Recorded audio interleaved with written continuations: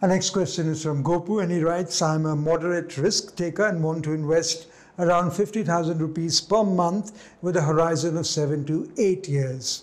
Which type of fund should I choose? Large, mid or small cap? I would say that he should not invest in any of these categories.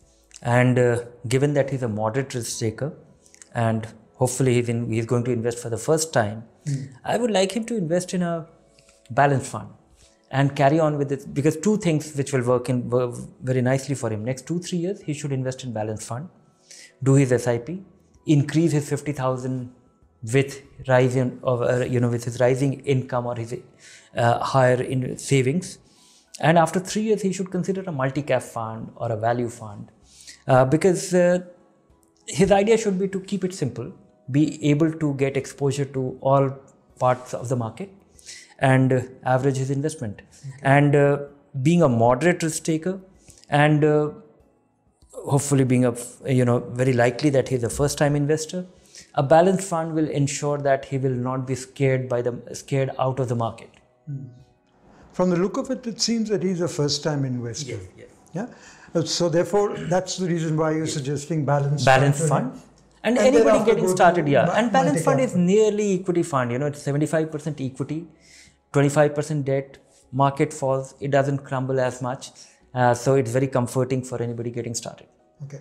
And at the end of 7 to 8 years, perhaps he will have a good amount for them. Yeah, very meaningful, because the basic threshold should be to be able to beat inflation, to be able to beat fixed income return.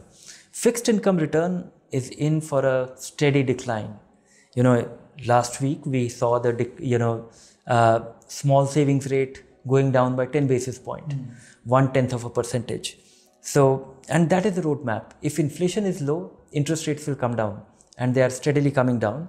And so next 7-8 years, if you are able to beat inflation, and if you are able to earn more than fixed income return, one will be very better off. But how important are the fixed income funds? You said in one of your articles, it's imperative that you have some part of your investment in fixed income. Yeah, fixed income is important. Is that, it's not either this or that. For your long-term money, you should have, because there are two reasons why everybody should have fixed income. Your emergency fund should be in fixed income. The money which you can access anytime should be in fixed income, and fixed income can come in various forms. It could be a liquid fund. It could be the money lying in your locker. It could be the money, if you have old parents and young children, very small children, then, that is your emergency fund. The money lying in your bank account, which you can access from an ATM machine. So that is all fixed income. The money which the likelihood of going down in value is not there, but it will also not yield reasonable return. Then comes, money. So that is one purpose. Money which you are likely to need in foreseeable future, or your emergency fund and of that nature. That should be in fixed income. Then comes a systematic allocation. You want your money to be, all your money, if it is in equity, it will be very volatile and it can scare you. The reason why I am saying that have your balanced fund is the reason that there is an inbuilt 25% fixed income. So fixed income provides you stability. Remember 2008 when market went down by 50-60% and your mid-cap fund went down by 70% and small cap went down by 80%. Your 100 rupee becoming 20 is quite unnerving. Having your fixed income allocation provides you, it's like a shock absorber. So choose your allocation to the shock absorber. You can't really be getting that wild ride. So that you need fixed income for that.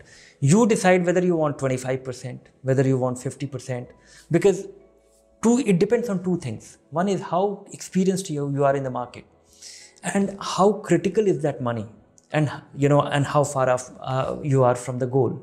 These three things determine that. So if your goal is 20 years away, but if you are not experienced, you'll be scared out of the market when you are faced that decline.